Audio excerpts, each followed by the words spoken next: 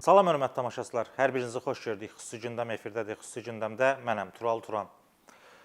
Bu həftənin içində olduğumuz həftənin ən maraqlı hadisələrini danışacağıq. Bu həftənin ən maraqlı hadisələrindən biri şübhəsiz ki, Ermənistanla Azərbaycan arasındakı gərginlikdir. Söhbət cəbhə xəttindəki gərginlikdən gedir. Əvvəlcə Ermənistan tərəfi Gorus istiqamətində Azərbaycanla üzbəüz mövqeləri atəşə tutdu. Cavab atəşi ilə düşmən susturuldu. Buna söz yox. Ardınca növbəti gün, yəni mart ayının 5-i və 6-sında düşmən Naxçıvan istiqamətində təxribatlar törətməyə başladı və bu təxribatlar nəticəsində xeyli sayda ərazi yandırıldı və Azərbaycanla üzbəüz mövqelər üçün böyük təhlükələr yaranmışdı. Nəticədə Azərbaycan aidiyyatı qurumları hərəkətə keçdilər, Fövqəladə Hallar Nazirliyinin əməkdaşları isə yanğını məhdudlaşdırmaqla təhlükədən əsgərlərimizi qoruya bildilər. Və ən maraqlı məqamlardan biri odur ki, ermənilər məhz niyə indi müxtəlif istiqamətlərdə təxribat törədirlər? Təbii ki, ilk ağla gələn məqam Rusiya amilidir. Bildiyimiz kimi Ermənistan ordusunun içərisində hələ də Rusiya sıx bağlılığı ilə seçilən və 5-ci kolonun nümayəndələri adlandırılan, Paşinyana tabe olmayan hərbiçilər var. Onlar Rusiyanın mövqeyini müdafiə edirlər və Rusiyanın istənilən əmrinə müntəzirdirlər. Rusiya, Kreml hər hansı bir qırmızı düyməyə basan kimi Ermənistandakı təxribatçı hərbiçilər, Serj Sarkisyan, Koçaryan rejiminin qalıqları olan hərbiçilər hərəkətə keçirlər və Azərbaycanla sərhəddə müxtəlif təxribatlar törədirlər. Və eyni zamanda onlar Paşinyan hakimiyyətini də müəyyən mənada zərbə altında qoyurlar.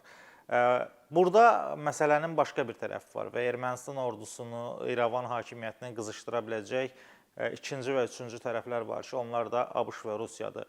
Hər bir halda ABŞ, İran, Rusiya bir-biri ilə ayrı-ayrı qütblərdə olsalar belə mövzu Azərbaycan olanda hər üçü birləşə bilirlər. Çünki ortada Türk amili var, Zəngəzur amili var. Zəngəzur amili demişkən, buradakı əsas məqamlardan biri də erməni təxribatlarına ən gözəl cavabı Azərbaycan prezidenti İlham Əliyev Türkiyə səfəri zamanı bildirdi və İlham Əliyev onu da qeyd elədi ki, Zəngəzur bizim tarixi torpaqlarımızdır. 1920-ci ilin dekabr ayında Azərbaycan xalqının iradəsinə əks olaraq xalqımızın fikri nəzərə alınmadan Sovet hakimiyyəti həmin əraziləri Azərbaycandan alaraq Ermənistana verib. 1920-ci ilin aprel ayında Azərbaycan Xalq Cümhuriyyəti süqut elədi. Nəticədə ondan cəmi 5 ay sonra İrəvan əraziləri, Ağdərə və Doqquzkənd, Mehri rayonu və digər ərazilər Ermənistana verilməklə Naxçıvanla Azərbaycanın əsas hissəsi arasında böyük bir uçurum yarandı. Və onu da qeyd eləmək lazımdır ki, biz Zəngəzur dəhlizini açacağıq. Bu məsələnin birinci tərəfidir və erməni təxribatlarına da bu cür cavab verəcəyik. Bizim heç kimin torpağında gözümüz yoxdur və Azərbaycan tərəfi sadəcə Naxçıvan istiqamətinə dəhliz istəyir. 42 kilometrlik bir dəhlizdən gedir söhbət. Biz hələ ki heç kimin torpağında gözümüz yoxdur. Biz sadəcə dəhliz istəyirik prinsipi ilə danışırıq. Əgər biz Azərbaycan Xalq Cümhuriyyətinin mənəvi varisi olaraq danışsaq, onda məsələ dəyişəcək və o zaman biz 1920-ci ildə bizdən zorla alınan torpaqlara hüquqi iddia qaldıracağıq və nəticəni də yenə də beynəlxalq hüququn göstəricilərini, beynəlxalq hüququn tələblərini yenə də özümüz yerinə yetirəcəyik. Artıq bizim belə bir təcrübəmiz var. 2020-ci ilin 44 günlük vətən müharibəsi də bunu göstərdi. Ondan qədər 30 il müddətində BMT-nin 4 qətnaməsi qəbul olunsa da həmin qətnamələr icra olunmamışdır. Nəticədə Azərbaycan xalqı öz iradəsini ortaya qoyaraq, səbrini daşıraraq həmin əraziləri öz gücünə yağı tapdağından azad elədi. Ötən həftənin ən qaynar hadisələrindən biri hal-hazırda da davam edən Suriya məsələsidir. Suriyada ötən gecədən başlayaraq vəziyyət xeyli kəskinləşib. Əsədə məxsus qüvvələr, Əsəd rejiminin qalıqları artıq bir neçə istiqamətdə hazırki HTŞ qüvvələrinə, legitim hakimiyyətə qarşı baş qaldırıblar, üsyan qaldırıblar və xeyli sayda, təxminən 20-yə yaxın ölənin olduğu bildirilir atışmalarda. Bir sözlə Suriyada vəziyyət Rusçadır. Rusça demişkən elə Suriyada vəziyyətin qarışmasını istəyən əsas ölkələrdən biri də Kremldir. Çünki Suriyanın hazırki hakimiyyəti ilə danışıqları bir nəticə vermədi. Pyotrun vəsiyyətnaməsinə uyğun olaraq Rusiya isti dənizlərdə qalmaq istəyir, Suriya vasitəsilə bunu həyata keçirmək istəyir. İndiki hakimiyyət isə Rus bazalarını Suriyada görmək istəmir. Artıq iki tərəfli danışıqlarda, eyni zamanda qapalı danışıqlarının pərdə önünə çıxan hissəsindən aydın olur ki, Rusiya Suriyada vəziyyəti ələ ala bilmir. Ona görə də Əsəd kartından istifadə etməklə baş ağrısı olmağa çalışır hazırki hakimiyyətə və yeri gəlmişkən ötən axşam Türkiyə silahlı birləşmələri də, Türkiyə ordusu da Suriyada hərbi əməliyyat keçirib. Suriya dırnaqarası demokratik qüvvələrinə qarşı öldürücü zərbələr vurub və nəticədə PKK-PYD yaraqlılarından xeyli sayda ölənin və yaralananın olduğu bildirilir. Suriyadakı vəziyyət eyni zamanda indiki hazırki vəziyyət qərb qüvvələrinin də marağına uyğundur, yeganə həm də İranın maraqlarına uyğundur.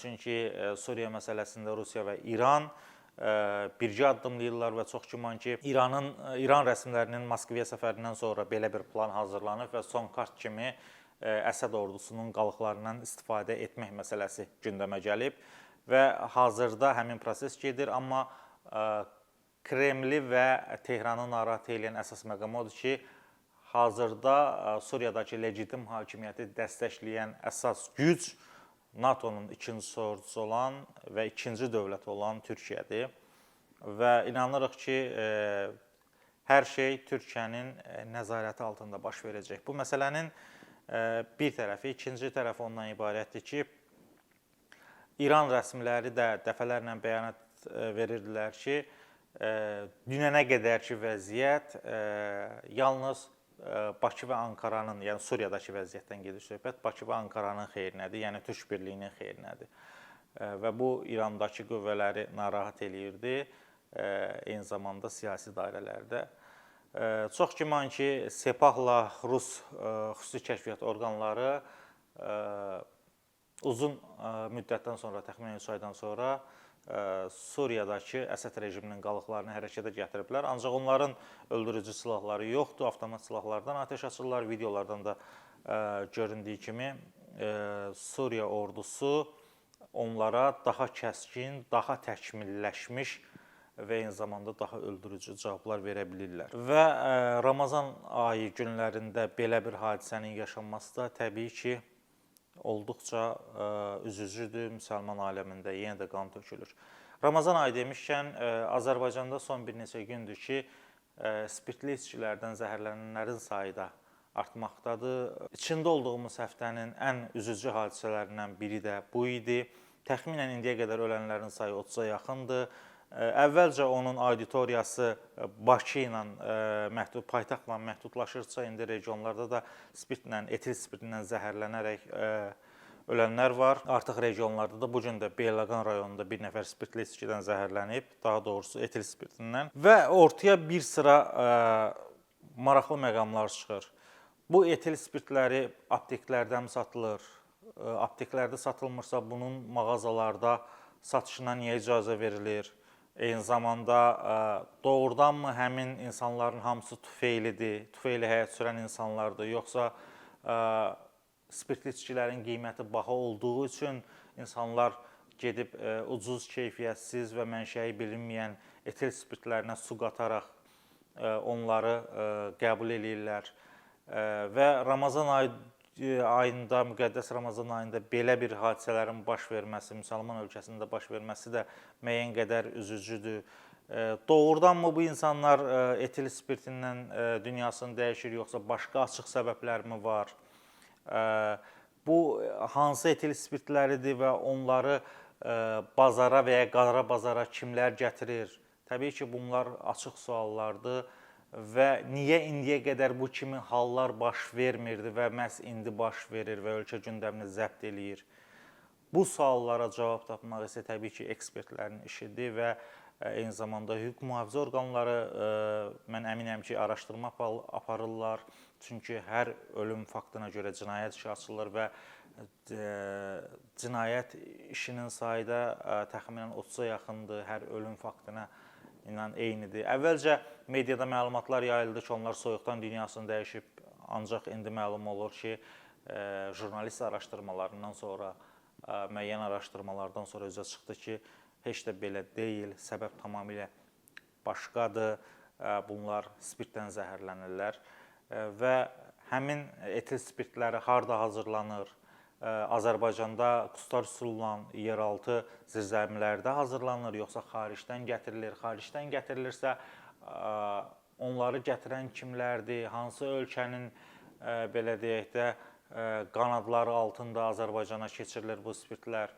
Bütün bunların hamısı araşdırılmalıdır və dövlət bütün gücü ilə bu məsələnin üstünə düşməlidir və inanıram ki, düşür və inanırıq ki, tezliklə bu məsələ öz həllini tapacaq və ictimaiyyətə böyük və geniş miqyaslı açıqlamalar veriləcək və hər kəsi razı salacaq açıqlamalar olacaq. Belə hörmətli tamaşaçılar, sizinlə gündəmin əsas mövzularını müzakirə elədik. Sağ olun, salamat qalın, özünüzə və sağlamlığınıza fikir verin.